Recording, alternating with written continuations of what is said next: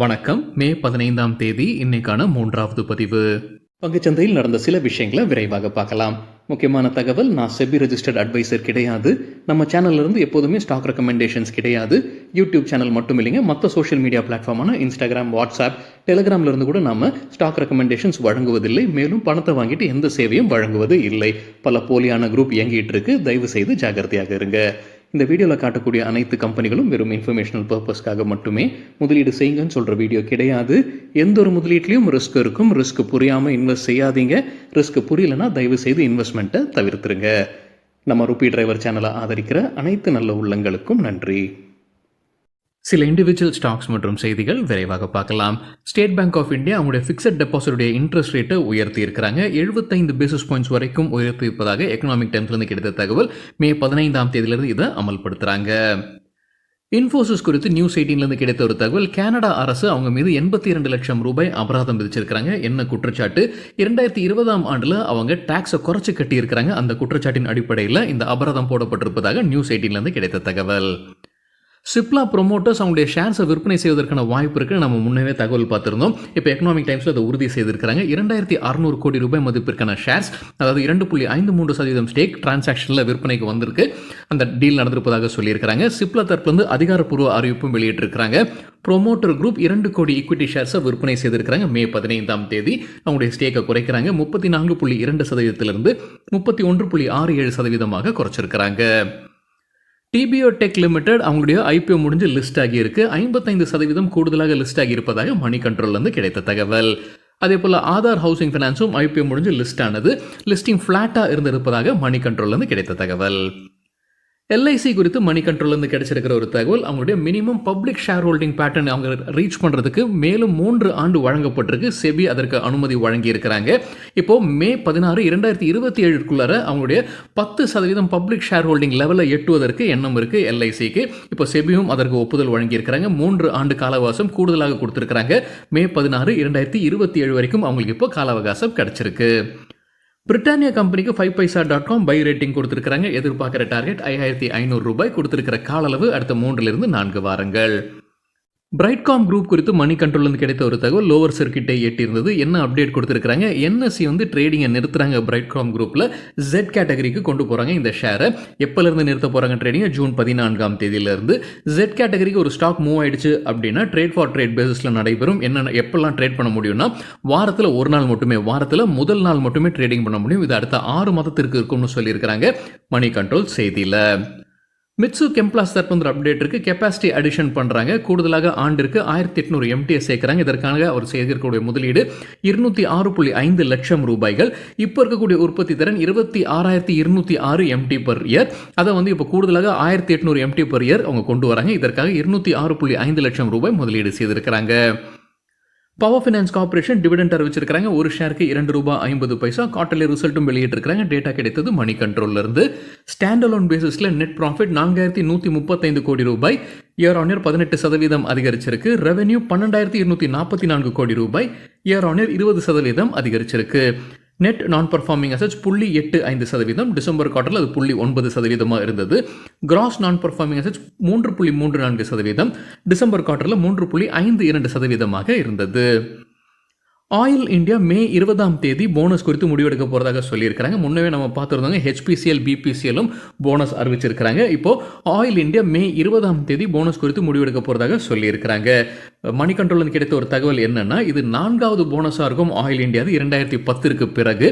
அவங்க செய்தது 6 ஆண்டுகளுக்கு முன்னாடி தான் அவங்க போனஸ் வழங்கியிருந்தாங்க. 2010லேருந்து பார்க்கும்போது இது 4வது போனஸாக வருவதற்கான வாய்ப்பு உள்ளது.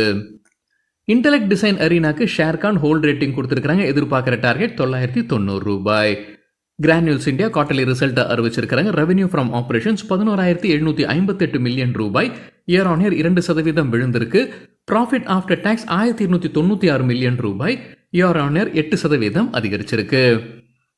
Mahindra and Mahindra stock all time ஹையை எட்டியிருப்பதாக NDTV ப்ராஃபிட்லேருந்து கிடைத்த தகவல். கம்பெனியுடைய சப்சிடி நிறுவனத்தில் அவங்களோட ஸ்டேக் அனைத்தையும் விற்பனை செய்ய போகிறாங்க. நியூ டெல்லி சென்டர் ஃபார் சைட்லேருந்து அவங்க விற்பனை செய்கிறாங்க 425 கோடி ரூபாய்க்கு. DLF குறித்து CNBC TV 18 கிடைத்த ஒரு தகவல். அவங்க நிதியாண்டு 2025 உடைய சேல்ஸ் டார்கெட் 17,000 18,000 கோடியை எட்டுவதுதான் இலக்கா வைத்திருப்பதாக கம்பெனியுடைய ஜாயிண்ட் MD ஆகாஷ் ஹோரி சொல்லியிருக்கிறார்னு CNBC TV 18 கிடைத்த தகவல். ஹிந்துஸ்தான் காப்பர் குறித்து CNBC TV 18 கிடைத்த ஒரு தகவல். ராஜஸ்தானில் இருக்கக்கூடிய அவங்கள மைண்டில் லிஃப்ட் கோளாறு காரணமாக 15 பேர் அங்கே உள்ள சிக்கிக்கிட்டு இருக்கிறாங்க. அந்த 15 பேரும் மீட் எடுத்துட்டு இருப்பதாக சொல்லியிருக்கிறாங்க CNBC TV 18. அதில் ஒருவர் இறந்திருக்கலாம்ன்ற அப்டேட்டும் கொடுத்துருக்காங்க CNBC TV 18. ICICI செக்யூரிட்டிஸ் குறித்து மணி கண்ட்ரோல் கிடைச்சிருக்கிற ஒரு தகவல். டீலிஸ்டிங் குறித்தான அப்டேட் தான். NCLTயில் வழக்கு பதிவு செய்திருக்கிறாங்க. மைனாரிட்டி ஷேர் ஹோல்டர்ஸ்ன்ற தகவல் நமக்கு தெரியும். இப்போ NCLT அதை ஒத்தி வைத்திருக்கிறாங்க விசாரணையை. அடுத்தது ஜூலை மாதத்தில் விசாரணை நடைபெற இருப்பதாக சொல்லியிருக்கிறாங்க மணி கண்ட்ரோல் செய்தியில். GIC ஹவுசிங் ஃபைனான்ஸ் டிவிடெண்ட் அறிவிச்சிருக்கிறாங்க. ஒரு ஷேருக்கு ₹4.50. நிர்லான் லிமிடெட் டிவிடெண்டாக ₹11 அறிவிச்சிருக்கிறாங்க ஒரு ஷேருக்கு. PVR INOX குறித்து மணி கண்ட்ரோல் கிடைச்சிருக்கிற ஒரு தகவல். நமக்கு தெரியும் PVR INOX சினிமா தியேட்டர் பிஸ்னஸில் இருக்கிறாங்க. அவங்க ஒரு ஃபுட் கம்பெனியாகவும் இருப்பதாக மணி கண்ட்ரோலில் தகவல் சொல்லியிருக்காங்க. சில டேட்டாவை வெளியிட்டிருக்கிறாங்க. அவங்களுடைய popcorn Pepsi sales box office பிஸ்னஸை காட்டிலும் அதிகமாக வளர்ச்சியை பார்த்துருக்கு. எண்ணிக்கையில் இல்லைங்க, பெர்சன்டேஜ் க்ரோத் பார்த்துருக்காங்க. நிதியாண்டு 2024 F&B food and beverages sales வழியாக வந்த வருவாய் 21% அதிகரிச்சிருக்கு. இயர் ஆன் இயர் கம்பேரிசனில் எண்ணிக்கை ₹1,958 கோடி. இதே மூவி தியேட்டர்ஸ் உடைய சேல்ஸ் வழியாக வந்த வருவாய் ₹3,279 கோடி. இயர் ஆன் இயர் வளர்ச்சி 19%. ஸோ இங்கே தான் அந்த வளர்ச்சியை பார்க்குறாங்க. 21% மற்றும் 19%.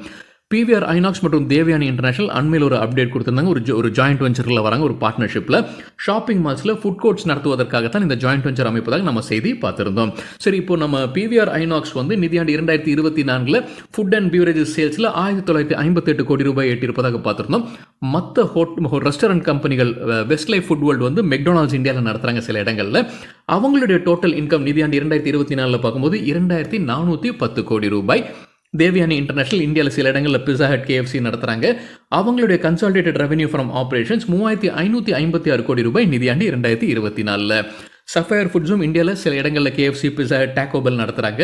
அவங்களுடைய வருவாய் ₹2,594 கோடி நிதியாண்டு 2024. Jubilant food works Domino's pizza நடத்தக்கூடிய நிறுவனம், அவங்களுடைய வருவாய் ₹4,010 கோடி இருந்தது. பர்கர் கிங் இந்தியாவில் நடத்தக்கூடிய நிறுவனம் தான் ரெஸ்டாரண்ட் பிராண்ட்ஸ் ஏஷியா. அவங்களுடைய முதல் 9 மாத டேட்டா தான் இருக்குது. 9 மாதத்திற்கு ₹1,854 கோடி அவங்களுடைய டோட்டல் இன்கம். ஹீரோ மோட்டோகார்ப் குறித்து எக்கனாமிக் டைம்ஸ்லேருந்து கிடைத்த ஒரு தகவல். நம்ம முன்னே செய்தி பார்த்துருந்தாங்க. 5 நாட்களாக தொடர்ச்சியாக கிரீனில் க்ளோஸ் ஆகிட்டு இருந்தது ஹீரோ மோட்டோகார்ப்னு. இப்போ அவங்களுடைய மார்க்கெட் கேபிடலைசேஷன் 1,00,000 கோடியை கடந்திருப்பதாக சொல்லியிருக்காங்க எக்கனாமிக் டைம்ஸ் செய்தியில். இதற்கு முன்னாடி அந்த 1,00,000 கோடி மார்க்கெட் கேபிடலைசேஷனை கடந்த ஸ்டாக்ஸ் எவைன்னு பார்க்கும்போது TVS motor company, Maruti Suzuki, Tata Motors, Mahindra and Mahindra, Bajaj auto மற்றும் ஐஷா மோட்டார்ஸ். ஜோதி லேபரேட்டரிஸ் குவார்டர்லி ரிசல்ட் அறிவிச்சிருக்காங்க. டிவிடெண்டும் வெளியிட்டிருக்கிறாங்க. ஒரு ஷேருக்கு ₹3.50 டிவிடெண்ட். ரிசல்ட் பார்க்கும்போது குவார்டர்லி பேசிஸில் நெட் சேல்ஸ் ₹660 கோடி, இயர் ஆன் இயர் 7% அதிகரிச்சிருக்கு. நெட் ப்ராஃபிட் ₹78 கோடி, இயர் ஆன் இயர் 32% அதிகரிச்சிருக்கு. திருமலை கெமிக்கல்ஸ் டிவிடெண்ட் அறிவிச்சிருக்காங்க. ஒரு ஷேருக்கு ₹1. குவார்டர்லி ரிசல்ட்டும் வெளியிட்டிருக்காங்க. கன்சாலிடேட்டட் ரெவென்யூ ஃப்ரம் ஆப்ரேஷன்ஸ் ₹52,652 லட்சம். இயர் ஆன் இயர் 22% அதிகரிச்சிருக்கு. ப்ராஃபிட் ஆஃப்டர் டாக்ஸ் பார்க்கும்போது கம்பெனி நஷ்டத்தில் இருந்திருக்காங்க. ₹2,047 லட்சம் நஷ்டத்தில் இருந்திருக்காங்க. போன வருடம் இதே குவார்ட்டரில் ₹1,284 லட்சம் நஷ்டத்தில் இருந்திருக்கிறாங்க. இது கன்சாலிடேட்டட் டேட்டா. சரிங்க, இதுதான் சில விஷயங்கள் என்னுடைய பார்வைக்கு எட்டியது. நன்றி, வணக்கம்.